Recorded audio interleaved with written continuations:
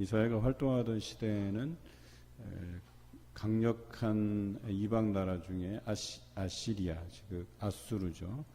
아수르가 서쪽으로 그 세력을 넓히는 그런 상황이 있었죠. 그러니까 아수르의 서쪽이면 북쪽으로는 아람과 북이스라엘, 남쪽으로는 남유다가 되겠죠. 그리고 아수르의 원래 목적은 이제 애굽까지 집어삼킬 생각을 가지고 서쪽으로, 그리고 서쪽 아래쪽으로 그 정책을 펴가면서 영토를 확장하고 있는 시기였습니다. 그리고 히스기야 이후에 이제 북이스라엘이 이제 망하게 되죠.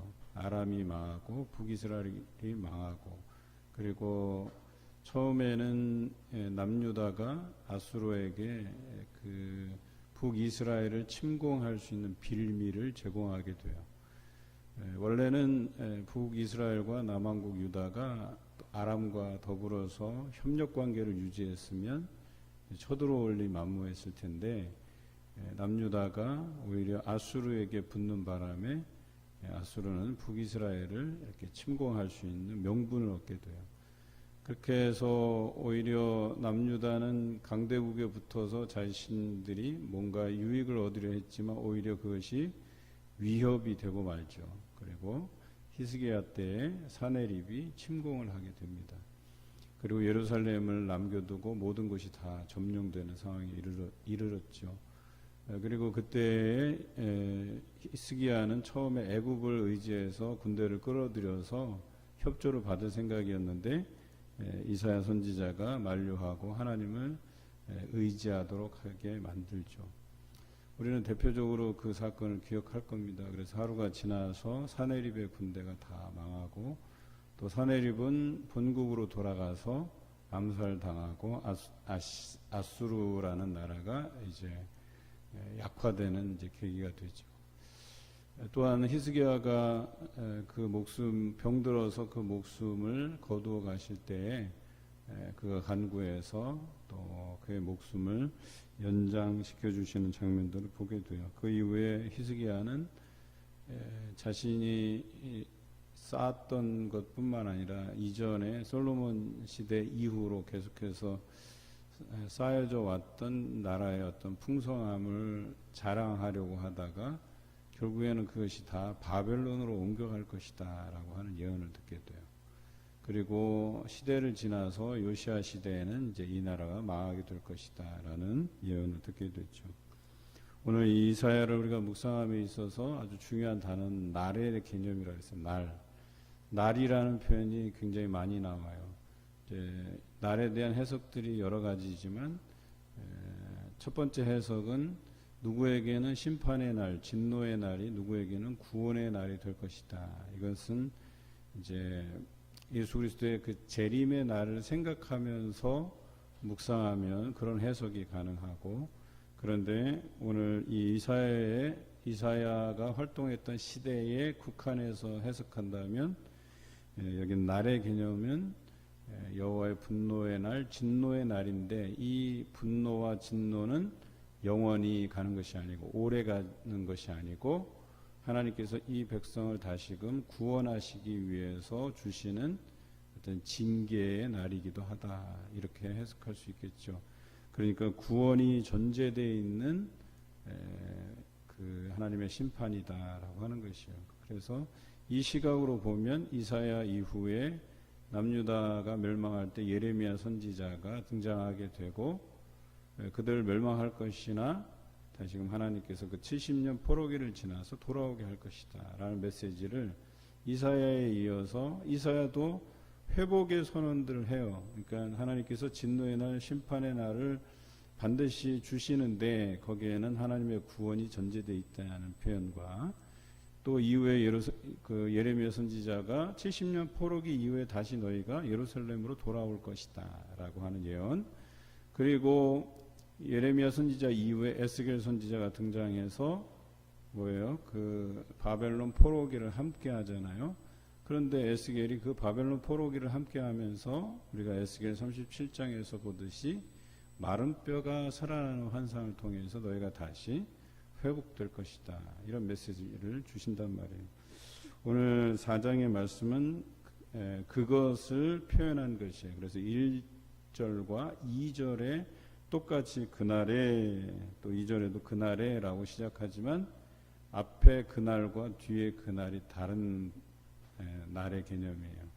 그래서 앞에 날은 우리가 3장에서 묵상했던 것처럼 그들이 우상을 섬김으로 인해서 하나님에게 심판을 받게 되는데 25절과 26절에 보면 장정은 칼에 넘어지고 너희의 용사는 전란에 망할 것이다 그랬어요. 그러니까 싸움이 일어나고 전쟁이 일어나는데 거기에서 남자들이 많이 죽어나갈 것이다 이렇게 표현하고 있죠. 그것의 연장선상이에요. 그래서 4장 1절에 보면 그날에 전쟁이 일어나고 폐허가 되고 또 전쟁에 나간 남자들이 많이 죽고 그런 날에 7 여자가 한 남자를 붙잡고 말하기를 우리가 우리의 떡을 먹으며 우리의 옷을 입으리니 다만 당신의 이름으로 우리를 부르게 하여 우리가 수치를 면하게 하라 하리라. 그러니까 전쟁의 참상을 겪고 나서 과부가 된 여자들이 자신을 이렇게 책임져 줄 이제 남자를 구하는데 남자가 흔하지 않은 거예요. 여기서 7 여자라 그래서 꼭 정해진 숫자가 7이다가 아니라 완전수 7은 뭐예요? 많다, 가득 차다 뭐 이런 표현이잖아요. 그래서 여기서는 많은 여자들이 남자를 찾아다니고 그 남자에게 말하기를 우리가 먹을 것, 입을 것 우리가 다 책임질 테니까 우리가 알아서 먹고 자고 다 할 테니까 단지 당신의 그냥 부인이든 후처든 상관없이 당신이 내 이름을 불러줬으면 좋겠다라고 하는, 그러니까 결혼해줬으면 좋겠다. 그러니까 여러 사람과 이제 결혼을 해서 이제 원래 가장이 먹여주고 입혀주고 재워주고 다 해야 되는 건데 그것까지 안 바라고 그냥 나의 남편이라는 그 타이틀만 자기한테 주면 좋겠다라고 하는 상황이 이제 일어날 것이다라고 예언하고 있는 것이죠. 여기서 보면 이제 서로 다른 개념의 날의 개념이다라고 얘기하는 거예요. 그런데 이렇게 하나님의 심판 가운데서 또 다른 날의 개념이 있는데 2절에 그날의 여호와의 싹이 아름답고 영화로울 것이요 그 땅에 솟아는 이스라엘의 피난한 자를 위하여 영화롭고 아름다울 것이며 그랬어요. 이런 날에도 누구에게는 영화로운 날, 아름다운 날이 된다라고 얘기합니다. 뭔가 좀 이상하죠? 여기 보면 여호와의 싹 그랬어요. 여기 싹의 단어가 성경에서 매우 중요한 의미죠. 이새의 줄기에서 한 가지가 나서 이런 표현이 있잖아요. 그러니까 그리스도를 상징하는 단어예요.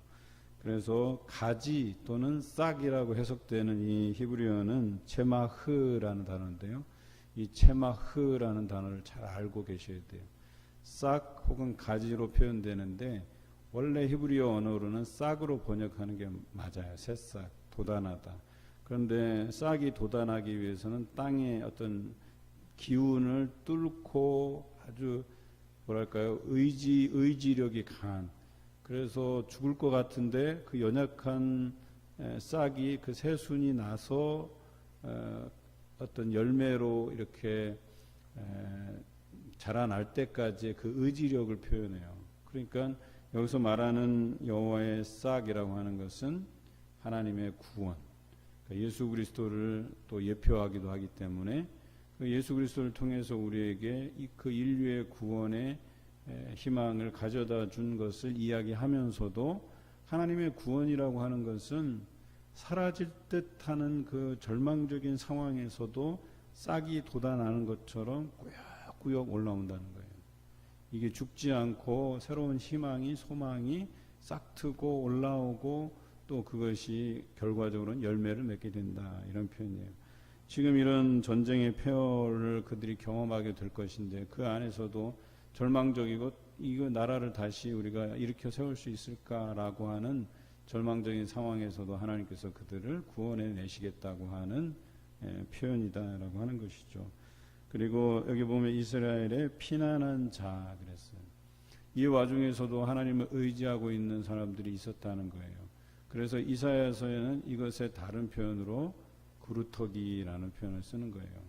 그래서 이스라엘의 피난한 자, 하나님께서 심판하시는데 그 심판 중에서 살아남은 자, 남겨둔 자, 랜넘트라고 하는 표현.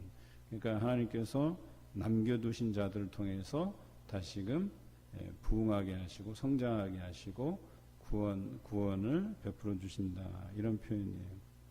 그래서 앞의 날과 뒤의 날이 다른데, 그럼 어느 것에 더 초점을 맞추느냐? 우리는 뒤에 부분에 더 초점을 맞추는 거예요. 하나님께서 이 이사야서의 전체적인 내용으로 볼 때는 하나님의 분노의 날, 진노의 날이 맞는데, 오히려 강조되는 것은 두 번째 날, 즉 하나님의 구원의 날, 하나님께서 회복시킬 것이다. 너희를 그대로 내버려 두시지 아니하시고 다시금 돌아오게 할 것이다. 회복시켜 주실 것이다. 싹이 나듯이 새로운 소망이 너희 안에 싹트게 할 것이다. 이렇게 표현해 주시는 것이죠.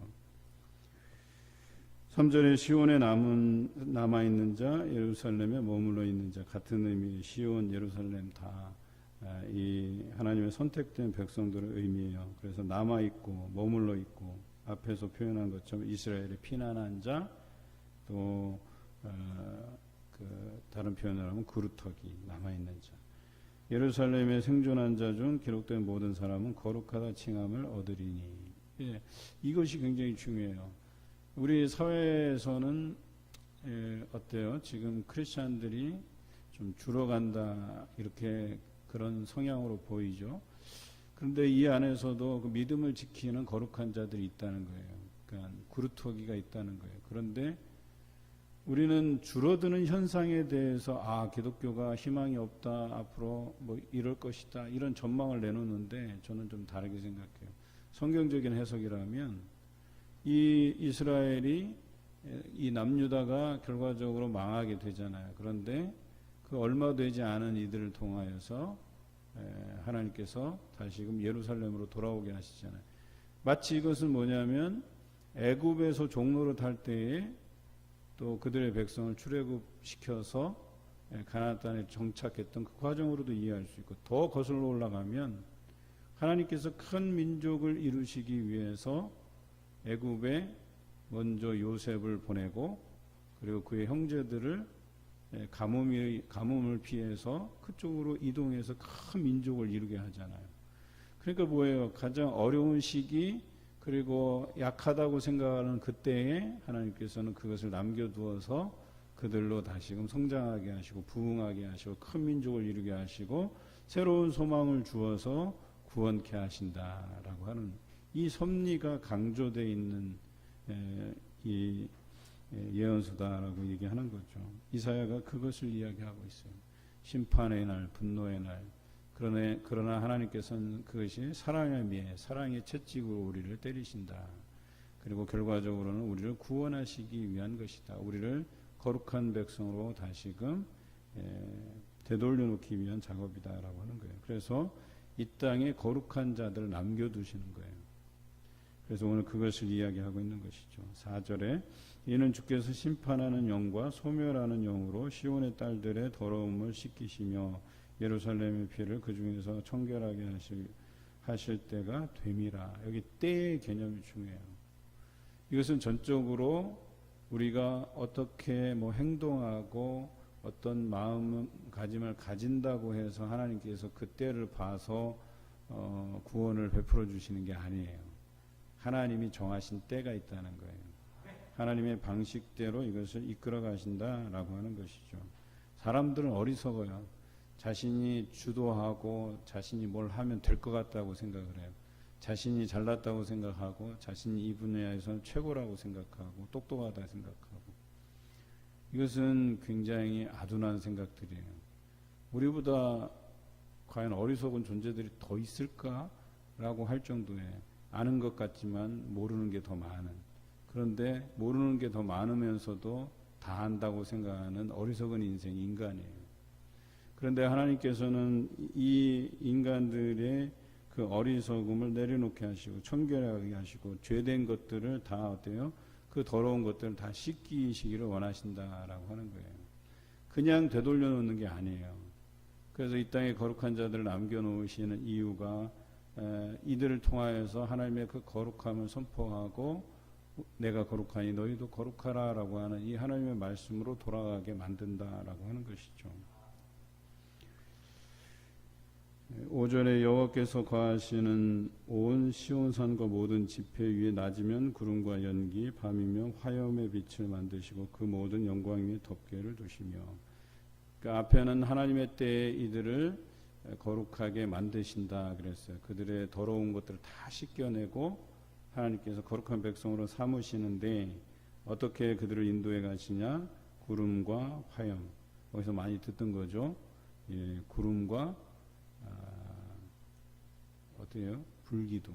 그러니까 하나님께서 출애굽한 백성들을 광야에서 이끌어내실 때 낮에는 구름기둥, 밤에는 불기둥으로 그들을 인도해 내셨듯이 여기 똑같아요. 앞으로 그들이 다시금 새로운 소망을 갖기 위해서 고향 땅으로 돌아오게 하는데 불과 구름 기둥으로 그들을 인도해 가실 것이다 라고 하는 거예요.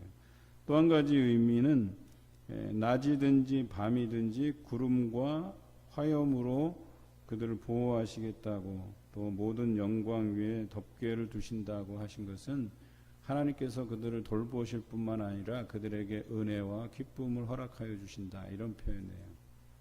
그러니까 너희는 죄졌으니까 죄지은 죄인의 심정으로 살아 하고 이렇게 기를 죽이시는 게 아니라, 이건 뭐예요? 하나님께서 그 백성들을 사랑하셔서 그동안 예를 들어서 70년 포로기를 쥐 죽은 듯이 노예처럼 살았다면 이제는 자유인으로서 너희가 기쁨으로 환호성을 지르며 매일의 삶이 축제 같은 삶을 살라고 이렇게 이야기하고 계시는 거죠. 하나님은 그런 분이세요. 우리를 깨끗해 하시고 정결케 하시고, 그리고 과거의 그 죄인처럼 노예처럼 살아가기를 원하시지 않으세요. 우리 삶이 날마다 기쁨으로 자유인으로서 하나님을 찬송하면서 매일매일의 삶이 기쁨이 넘치는 축제의 삶을 살아가기를 원하시는 분이시다라고 하는 것이죠. 여러분, 하루 삶을 살아가면서 즐거우십니까? 기쁨이 넘치십니까? 아니면 그냥 오늘도 그 하루에 찌든 삶 안에서 살아가십니까? 여러분, 안개와 같은 우리 인생 아닙니까? 잠시 있다가 사라지는 존재예요. 어찌 보면 우리 안에서 이제 희노애락이 있다 그랬잖아요. 슬픔도 있단 말이에요. 그 슬픈 여러 가지 사연들이 우리 안을 답답하게 만들기도 하지만, 다른 측면으로 생각하면 우리가 또 안식할 날이 있을 거 아니에요. 이 세상에 우리의 생을 다 마치고 안식할 그날을 향해서 달려가면, 믿음으로 달려가면 죽음이 복된 것이라 할 수 있어요. 어찌 보면 이 인생의 수고로운 짐을 덜어버리고 우리가 사모했던 그 하나님을 만날 수 있는 귀한 기회가 아닐까 하는 생각이 돼요. 그렇게 보면 또 죽음도 마땅히 우리가 슬퍼해야만 하는 그런 사건은 아니다라고 하는 거예요.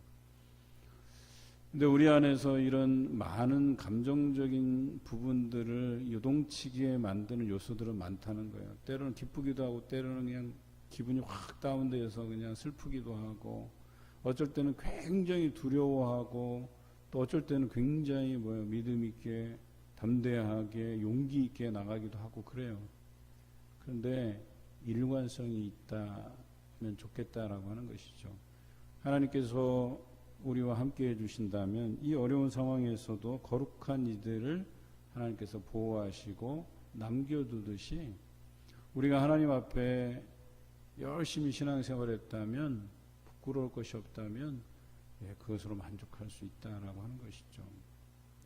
제가 여러 교우들을 이렇게 보면 지금까지 이렇게 지내오면서 어떤 분들은 이제 죽음을 준비해요.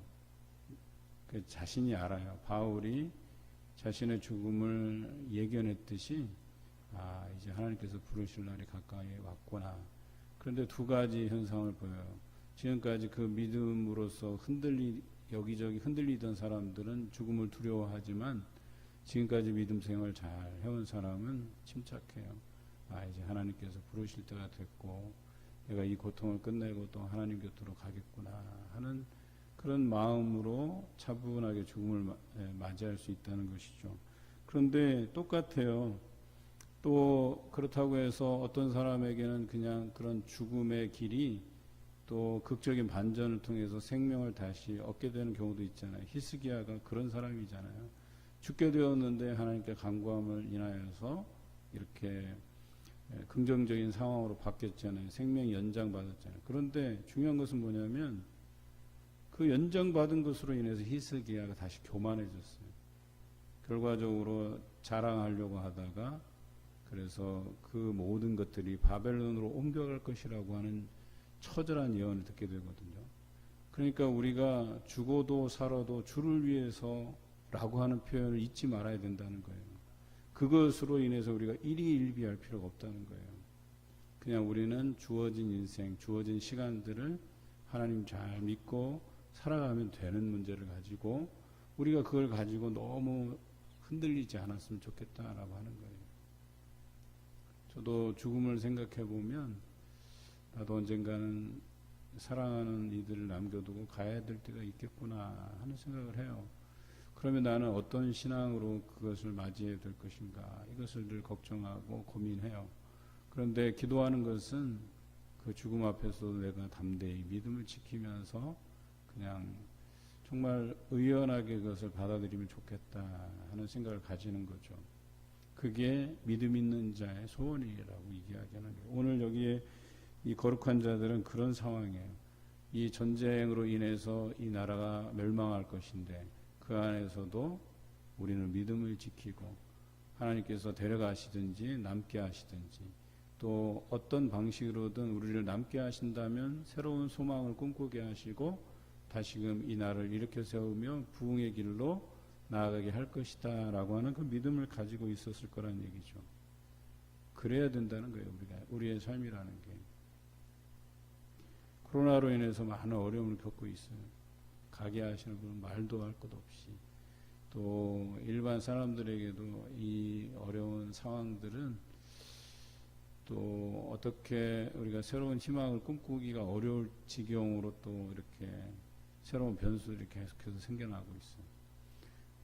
어찌 보면 우리가 낯설고 경험해 보지 못하고 삶에 제약이 생기고 그러다 보니까 이것에 대해서 굉장히 부담스럽게 생각할 수 있겠지만 달라질 건 없다는 거예요. 우리가 하나님께 대한 그 신앙, 그 믿음은 달라질 게 없다는 거예요.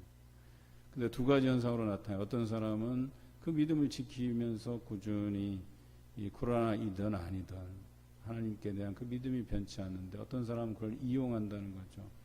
그래서 신앙을 합리화한다는 거죠. 교회에 나와야 되는데 나가지 않을 구실로 삼는다는 거예요. 이런 사람이 결과적으로 뭐예요? 이런 심판을 견디지 못한다는 거예요.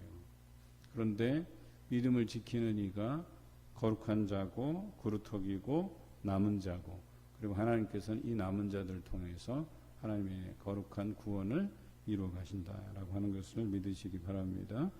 마지막 6절은 또 초막이 있어서 낮에는 더위를 피하는 그늘을 지으시며 또 풍우를 피하는 숨는 곳이 되리라. 시편에 보면 이런 표현들이 많이 나오죠. 그래서 하나님께서 내 우편 그늘이 되신다. 또 하나님께서 나의 피할 바위이시다. 요새시다. 산성이시다. 이런 표현이잖아요. 그래서 나를 도와주시고 나를 숨겨주시고 그 위험에서 보호해 주시는 분이시다라고 하는 것이죠. 그래서 이 초막이 바로 그 하나님을 상징해요. 하나님께서 피하기도 하고 쉬기도 하고 하는 장소로서 그런 대상으로서 늘 우리 곁에 계시다라고 하는 것이죠. 오늘 4장은 그래도 희망적이에요. 3장에서는 그 예루살렘의 멸망을 예고하고 하나님의 분노의 날, 심판의 날이 올 것이라고 얘기하지만 오늘 4장 2절부터는 새로운 희망을 꿈꾸게 하시고 우리에게 주시는 그 구원이 징계가 잠시적인 것이다. 그리고 구원을 전제한 것이다 라고 하는 거예요. 이와 비슷한 표현이 어때요? 하나님께서는 그 사랑하시는 자를 근실히 징계하신다 그러시잖아요. 그 뭐예요? 사랑이 전제된 징계라고 얘기하는 거예요. 오늘 심판과 진노는 하나님의 구원을 이루시기 위한 전제된 것이다. 이것을 통해서 그들이 다시금 거룩한 백성으로 되돌아서기를 바라는 마음으로 또 주시는 희망의 말씀인 것을 부여잡고 오늘도 믿음으로 살아가시는 여러분 되시기를 주님의 이름으로 기원합니다.